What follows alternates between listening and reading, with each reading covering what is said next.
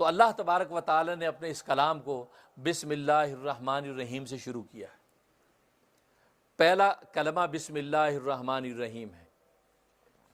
سوال یہ پیدا ہوا کہ آخر اللہ تبارک و تعالی نے اپنے اس کلام کو بسم اللہ الرحمن الرحیم سے کیوں شروع فرمایا؟ اس میں کیا راز ہے، کیا رمز ہے؟ جواب اس کا یہ ہے کہ حدیث میں آتا ہے، اور ظاہر ہے کہ حدیث یہ خود اللہ تبارک و تعالی ہی کا منشا ہے کہ جو نبی کی زبان سے جاری ہوتا ہے۔ فرمایا کل امر ذی بال لم یبدأ ببسم اللہ، کہ ہر محتم بھی شان عظیم الشان کام جو بسم اللہ کے ساتھ نہ شروع کیا گیا تو فو اخطا و ابتر، کہ وہ بے برکت ہوتا ہے، دم کٹا ہوتا ہے۔ عظیم الشان کام ہے اور بسم اللہ کے نام سے شروع نہیں کیا تو وہ کیا ہوا؟ بے برکت ہوگا۔ تو جب سرکار دو عالم صلی اللہ علیہ وسلم کی زبان مبارک سے اللہ تبارک و تعالیٰ یہ بات کہلوا رہے ہیں تاکہ امت اپنے عظیم الشان اور محتم بشان کاموں کو بسم اللہ کے ساتھ شروع کرے، اور اللہ تبارک و تعالیٰ کی کتاب سے عظیم الشان کام کون سا ہوگا، اللہ کے کلام سے عظمت والا کام کون سا ہوگا، وہ بسم اللہ کے بغیر شروع ہو، تو یہ تو بات نہیں بنتی۔ اس لیے اللہ تبارک و تعالیٰ نے اپنے کلام کو بسم اللہ الرحمن الرحیم سے شروع کیا۔ اور بسم اللہ الرحمن الرحیم یہ اللہ تبارک و تعالیٰ کی حمد و ثنا ہے، اللہ تبارک و تعالیٰ کی عظمت کا بیان، ان کی رحمت کا ایک گویا کہ واضح اظہار ہے، اس لیے بسم اللہ الرحمن الرحیم سے شروع کیا۔ اب یہاں ایک دوسرا سوال پیدا ہوتا ہے کہ بسم اللہ الرحمن الرحیم جو ہے اس میں اللہ تبارک و تعالیٰ کی عظمت کا بیان، اس کی رحمت کا بیان ہے، تو اللہ کی رحمت و عظمت کو بیان کرنا بھی تو ایک عظیم الشان کام ہے، اس سے پہلے بھی بسم اللہ ہونی چاہیے۔ دماغوں کو حاضر کر کے بیٹھو گے تو باتیں سمجھ میں آئیں گی، انشاءاللہ لطف بھی آئے گا۔ تو اس سے پہلے بسم اللہ ہونی چاہیے، کیونکہ بسم اللہ پڑھنا یہ ایک عظیم کام ہے، کیونکہ اس میں اللہ تبارک و تعالیٰ کی مدح و ثنا اور اللہ کی رحمت و عظمت ہے، تو ایک عظیم کام یہ خود بھی ہے، تو اس سے پہلے بھی بسم اللہ ہونی چاہیے۔ پھر وہ بسم اللہ اس میں بھی اللہ کی عظمت و رحمت ہے، تو اس سے پہلے بھی بسم اللہ ہونی چاہیے۔ تو یہ ہر بسم اللہ سے پہلے ایک بسم اللہ، یہ تو تسلسل لازم آتا ہے، تسلسل لازم آتا ہے، اور تسلسل باطل ہے۔ تسلسل ایک چیز میں چلتا ہے، کوئی منتہا نہ ہو تو وہ چیز باطل ہوتی، وہ جائز نہیں ہے۔ تو پھر یہاں اللہ تبارک و تعالیٰ نے اس بسم اللہ سے پہلے کوئی بسم اللہ کیوں نہیں لکھی؟ سوال سمجھ میں آ گیا؟ اس کا جواب یہ ہے کہ اصل میں بات یہ ہے کہ بسم اللہ الرحمن الرحیم جو ہے یہ اس کلمے کے اندر برکت اور عظمت اس کا ذاتی وصف ہے۔ مثلا مثال یوں سمجھیں آپ کہ آپ نے ہنڈیا رکھی آگ کے اوپر، چولہے پہ ہنڈیا رکھی، اس میں پانی بھر دیا، اب پانی گرم ہو گیا، ابل رہا پانی۔ اب اگر آپ سے پوچھیں کہ یہ پانی کے اندر تپش اور گرمی حرارت کہاں سے آئی، آپ یہ کہیں گے کہ دیگچی میں سے، ہنڈیا میں سے آئی، کیونکہ ہنڈیا کی کا جب وہ لوہا وہ گرم ہوا، اس سے پھر پانی گرم ہوا، آپ کہیں گے ہنڈیا میں سے آئی۔ سوال ہوگا کہ ہنڈیا کے اندر حرارت و گرمی کہاں سے آئی، آپ کہیں گے آگ میں سے آئی، اس لیے وہ گرم ہوئی۔ اب آگے اگر یہ سوال کریں آگ میں حرارت کہاں سے آئی، تو یہ سوال غلط ہے، اس لیے کہ آگ کی حرارت یہ اس کا ذاتی وصف ہے، وہ اس کا عارضی وصف نہیں ہے۔ وہ پانی کی جو حرارت وہ ایک وقت کے بعد ٹھنڈک میں بدل سکتی ہے، ہنڈیا کی حرارت ایک وقت بعد ٹھنڈک میں بدل سکتی ہے، وہ عارضی ہے، ٹیمپریری ہے، لیکن آگ کی جو حرارت ہے اس کا ذاتی وصف ہے۔ اس کے بعد کسی آگ کی ضرورت نہیں کہ آپ کہیں گے آگ کی حرارت کس کے اندر آئی، وہ کسی اور آگ سے آئی، اس لیے آگ کا تو اپنا ذاتی وصف ہے، اس کے مزید آگے کسی تسلسل کی ضرورت نہیں۔ تو بسم اللہ الرحمن الرحیم جو ہے اس کے اندر جو برکت ہے اس کا ذاتی وصف ہے، لہذا اس کے اندر برکت لانے کے لیے اب اس سے پہلے کسی برکت کے کلمے کی ضرورت نہیں، اس لیے کہا بسم اللہ الرحمن الرحیم، کیونکہ اب اس کے لیے اور کوئی ما بالذات کی ضرورت نہیں، کیونکہ بسم اللہ کی جو برکت اس کا ذاتی وصف ہے، بسم اللہ سے شروع کیا۔ اب یہ ایک اور سوال پیدا ہوا کہ قرآن کریم کے اندر اللہ تبارک و تعالی نے ارشاد فرمایا ہے کہ وَإِذَا قَرَأْتَ الْقُرْآنَ فَاسْتَعِذْ بِاللَّهِ، جب تم قرآن کریم کی تلاوت کرنے لگو تو فَاسْتَعِذْ بِاللَّهِ اعوذ باللہ من الشیطان الرجیم پڑھو۔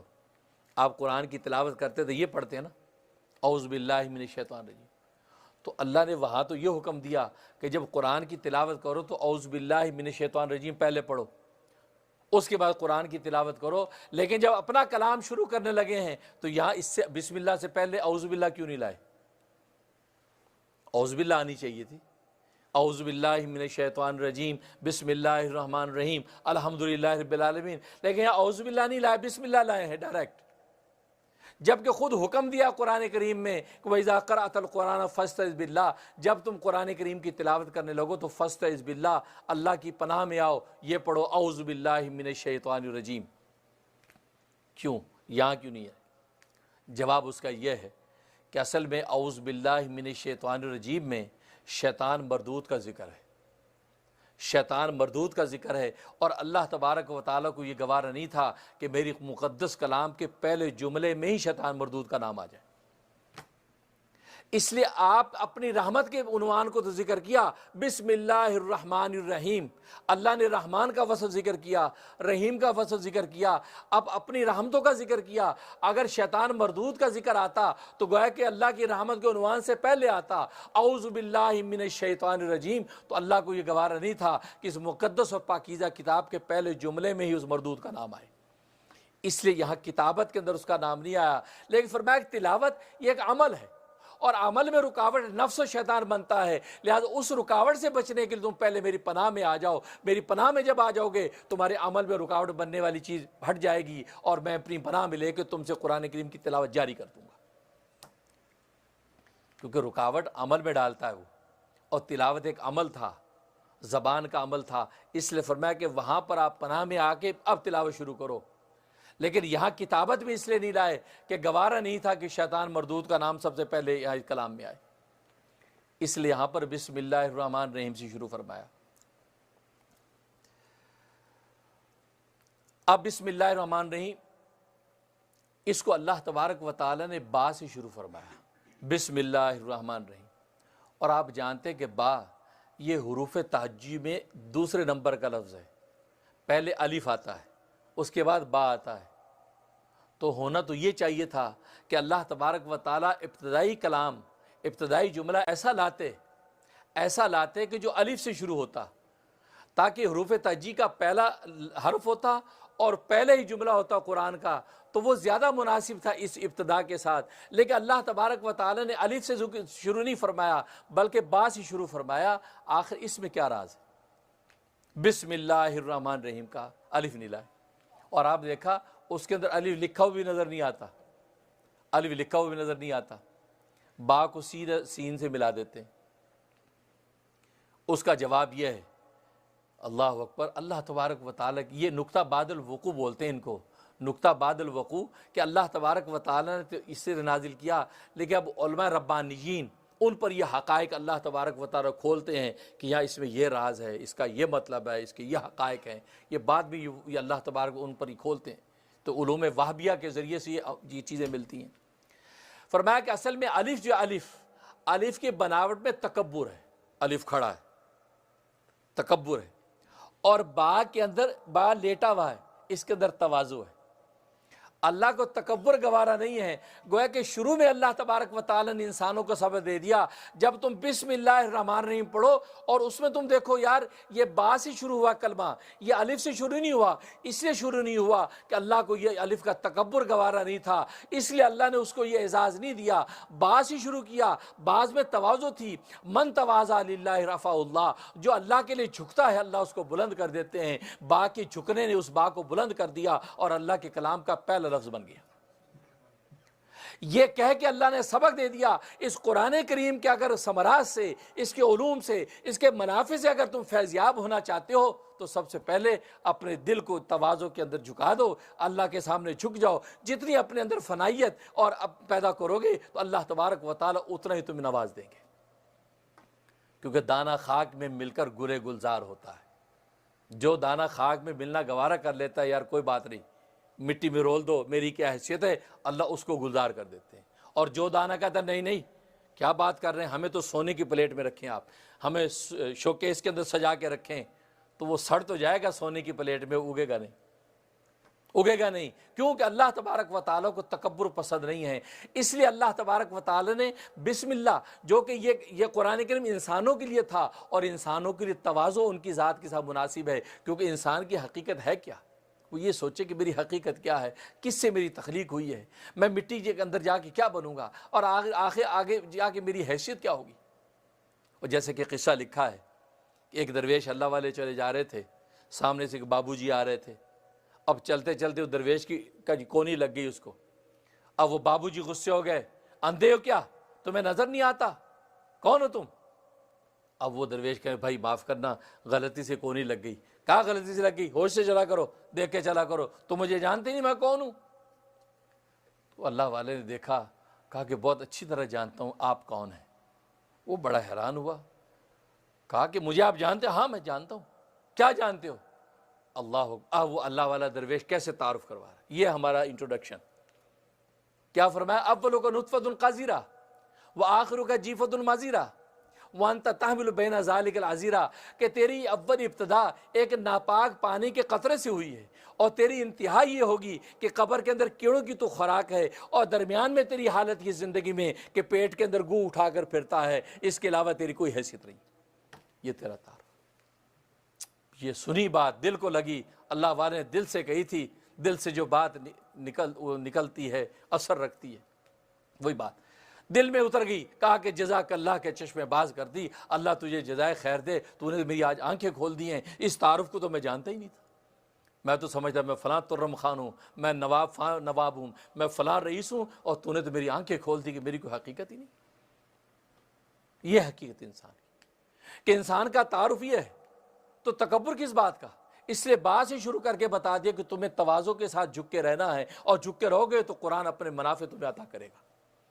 اور الف میری ذات کے ساتھ مناسب ہے، اسے اللہ نے اپنا نام الف سے شروع کیا، اللہ الف، کیونکہ تکبر اللہ کے ساتھ زیبا ہے۔ اس لیے اللہ فرماتے ہیں کہ فرمایا کہ الکبر ردائی، تکبر میری چادر ہے، اور جس نے میری یہ چادر چھیننے کی کوشش کی میں اس کو سخت عذاب دوں گا۔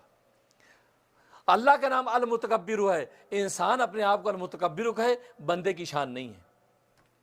اس لیے فرمایا کہ من تواضع للہ رفعہ اللہ، تو با کو اللہ نے یہ شرف اس لیے عطا فرما دیا کہ با کے اندر تکبر نہیں تھا، تواضع تھی، اس لیے اللہ تبارک و تعالی نے اپنے کلام کا پہلا حرف اسی کو بنایا، بسم اللہ الرحمن الرحیم۔ اور با کے اندر کیا عظمت ہے۔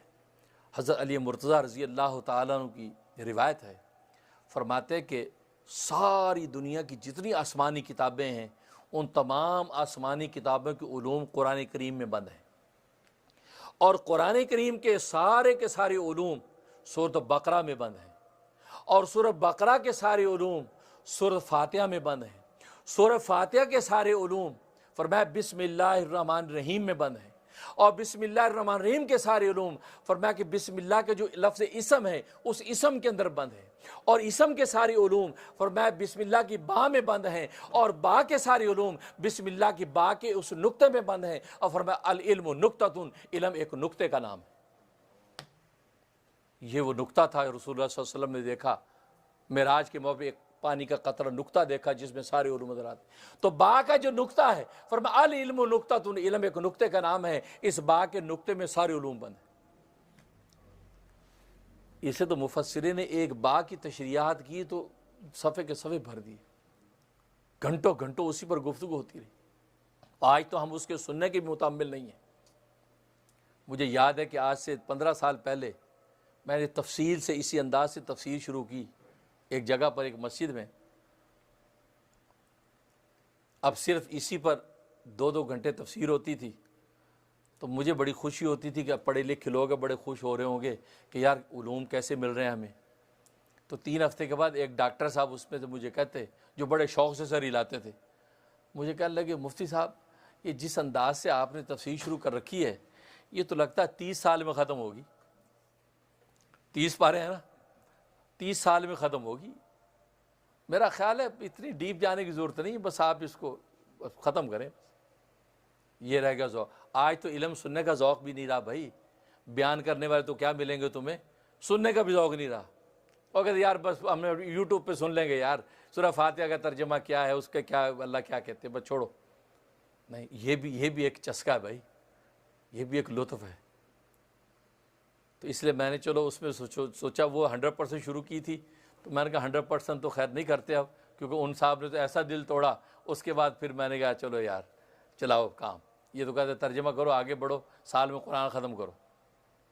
تو آج شارٹ کٹ والے ہیں تو، لیکن پھر بھی میں نے کہا کہ چلو تھوڑا سا ذوق آپ لوگوں کو، پھر یہ میڈیا والوں نے کہا کہ جی ہم آگے بھی لوگوں کو پہنچا دیں، چلو کوئی بیچارہ ذوق و شوق والا فائدہ اٹھائے گا، اس لیے سوچا کہ تھوڑے تھوڑے نکات بیان کرتے رہیں۔ تو خیر، تو بسم اللہ الرحمن الرحیم۔ اب اس کے بعد آپ نے دیکھا اسم کا لفظ لائے ہے درمیان میں، ڈائریکٹ اللہ کا لفظ نہیں کہا، باللہ الرحمن الرحیم، شروع کرتا ہوں اللہ کے ساتھ کہ جو رحمان الرحیم پر ہے، بسم اللہ الرحمن الرحیم، شروع کرتا ہوں میں اللہ کے نام کے ساتھ جو رحمان الرحیم ہے، یا اسم کا لفظ بیچ میں لائے، اس کے بعد اللہ کا لفظ لائے۔ کیوں؟ حالانکہ برکات تو ساری ذات سے ملتی ہیں، اللہ کی ذات سے ساری برکتیں ملنی ہیں، تو یہاں لفظ اسم بیچ میں کیوں آ گیا؟ سیدھا کہتے باللہ الرحمن الرحیم، یہ بسم اللہ الرحمن اسم کا لفظ کیوں لائے؟ یہ سوال سمجھ میں آ گیا؟ اس کا جواب یہ ہے کہ اصل میں پہلی بات تو یہ کہ مشرکین مکہ وہ اپنے بتوں کو جب پکارتے تھے تو لفظ اسم کے ساتھ پکارتے تھے، بسم اللہ والعزیٰ، بسم اللہ والعزیٰ، ہم شروع کرتے ہیں لات جو بت تھا اس کے نام کے ساتھ، شروع کرتے عزیٰ کے نام کے ساتھ، چونکہ وہ لفظ اسم استعمال کرتے تھے اپنے معبود کے ساتھ، تو اللہ تبارک و تعالی نے چونکہ اس کو کاؤنٹر کرنا تھا، اس کے بالکل اپوزٹ ایک کلمہ خیر لانا تھا، اس لیے اللہ تبارک و تعالی نے بھی اسی عنوان کو سامنے رکھتے ہوئے بسم اللہ الرحمن الرحیم ایمان والوں کو بتایا کہ وہ بسم اللہ والعزیٰ کہتے ہیں، تم کو بسم اللہ الرحمن الرحیم، اس لیے اسم کا لفظ لائے۔ اور دوسرا جواب یہ ہے کہ اسم کا لفظ لا کے اللہ تبارک و تعالی نے اہل ایمان کو یہ بتا دیا کہ اللہ تبارک و تعالی کی ذات اتنی بلند ہے، اتنی بلند ہے، اس کی ذات تو سراپا برکت ہے ہی ہے، اس کے نام میں بھی اتنی برکت ہے جتنی اس کی ذات کے اندر برکت۔ لہٰذا جب تم بسم اللہ الرحمن الرحیم کہو گے، اس اللہ کا نام لوگے، تو اس نام سے بھی تمہیں اسی طرح برکتیں ملے گی جیسے اس کی ذات سے تمہیں ملتی۔ اس لیے یہاں اسم کا لفظ لائے کہ اللہ، اس لیے آپ نے دیکھا اقرا بسم ربک الذی، کہا پہلی آیت تو اقرا بسم، اپنے رب کے نام کے ساتھ قرات کر، وہاں بھی اسم کا لفظ لائے، اور ذکر کے لیے کہا وذکر اسم ربک، اپنے رب کے نام کا ذکر کر۔ تو گویا کہ اللہ تبارک و تعالی یہ بتلا رہے ہیں کہ اللہ تبارک و تعالی کی ذات اتنی برکت والی ہے کہ ذات تو سراپا برکت ہے ہی ہے، اس کے نام کو بھی تم اگر ذکر کرتے رہو گے، ورد کرتے رہو گے، تو تمہیں اسی طرح اللہ تبارک و تعالی اپنے ذات والی برکت عطا فرما دیں گے، اس لیے اسم کا لفظ لائے۔ اور تیسرا جواب یہ ہے کہ ذات تک انسان اسم سے ہی پہنچتا ہے۔ آپ کے ساتھ کسی کے ساتھ ذاتی تعلقات بنے تو پہلے نام پوچھتے ہیں نا جی، یا ڈائریکٹ ہی گلے لگ جاتے ہیں، آپ السلام علیکم، کیا حال، آپ کیسے ہیں، آپ کا اسم گرامی کیا ہے؟ ہاں جی محمد دین، اچھا اچھا، اور آپ کا؟ جی جمیل الدین، اوہ اچھا اچھا ماشاء اللہ ہے، اچھا، اور کہاں رہتے آپ؟ دوستی ہو۔ تو گویا کہ ذات کے رابطے اسم سے ہی بڑھتے ہیں، لہذا اسم کا تعارف ہوتا ہے، اس لیے اللہ تبارک و تعالیٰ اپنے ذات تک پہنچنے کے لیے پہلے اسم کو ذکر فرمایا کہ پہلے میرے نام کو تو یاد کرو، اس کے بعد میری ذات تک پہنچو گے۔ جب اللہ اللہ اللہ اللہ اللہ کا نام لے گا، سبحان اللہ اللہ کے نام کا ذکر کرے گا، اب نام کے ذکر سے اب مذکور کی ذات تک پہنچے گا، اس لیے فرمایا بسم اللہ الرحمن الرحیم۔ اسم کے بعد ذکر کیا اللہ، اللہ اپنا نام لائے اللہ، اس کے بعد رحمان اور رحیم دو وصف لائے۔ اللہ جو لفظ ہے یہ اللہ کا ذاتی نام ہے، اور باقی سب صفاتی نام ہیں، جتنے بھی نام ہیں اللہ تبارک و تعالیٰ کے، 99 نام تو آپ کے قرآن کریم کے گتے پہ ہیں۔ علامہ سیوطی رحمہ اللہ تعالیٰ فرماتے ہیں، ایک روایت میں فرمایا کہ 5000 نام ہے اللہ تبارک و تعالیٰ کے، اور ایک روایت میں فرماتے ہیں کہ 35,000 نام ہے اللہ تبارک و تعالیٰ کے۔